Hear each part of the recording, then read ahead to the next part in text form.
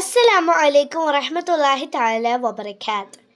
ഇന്ന് 5ാം ക്ലാസ്സിലെ ഫിഖ് പാഠഭാഗത്തിലെ 17ാമത്തെ പാഠമായ സ്വലാത്തു തറാവിഹിനെ കുറിച്ചുള്ള ചുരുങ്ങിയ കുറച്ച് കാര്യങ്ങൾ ഞാൻ പറഞ്ഞു തരാം.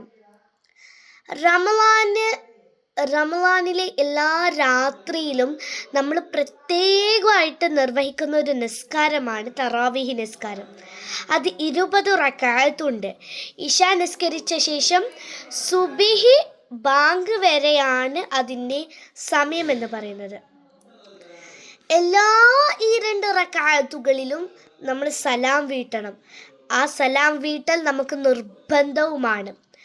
തറാവീഹ് നിസ്കാരം ഞാൻ നിസ്കരിക്കുന്നു അല്ലെങ്കിൽ ഖിയാമുർ റമളാൻ ഞാൻ നിസ്കരിക്കുന്നു എന്ന് നമുക്ക് നിയത്ത് ചെയ്യാം.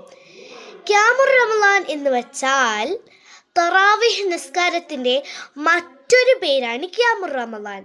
അപ്പോൾ നമുക്ക് ഖിയാമുർ റമളാൻ ഞാൻ നിസ്കരിക്കുന്നു എന്നും നമുക്ക് എന്താക്കാം, നിയത്ത് വെക്കാം. ഇപ്പോൾ ഒരാൾ പ്രതിഫലം ആഗ്രഹിച്ചിട്ടും സത്യവിശ്വാസത്തോടെയും ഒരാൾ റമളാൻ മാസം രാത്രിയിൽ നിസ്കരിച്ചാൽ അയാളുടെ മുൻകഴിഞ്ഞു പോയ എല്ലാ പാപങ്ങളും അള്ളാഹു പുറക്കപ്പെടുമെന്ന് മുസ്ലിം റിപ്പോർട്ട് ചെയ്ത ഹദീസിലുണ്ട്.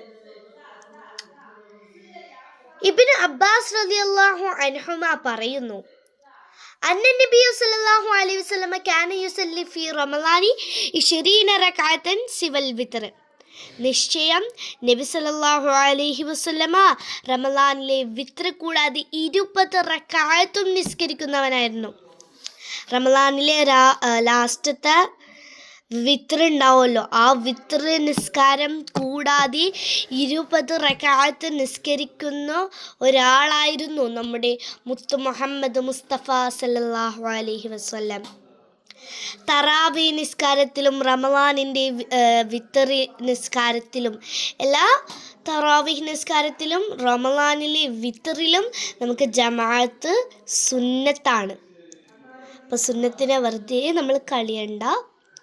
അപ്പോൾ ഇതാണ് കുറച്ച് ചുരുങ്ങിയ കാര്യങ്ങൾ ഈ പാഠഭാഗത്തിൽ പറയാനുള്ളത്.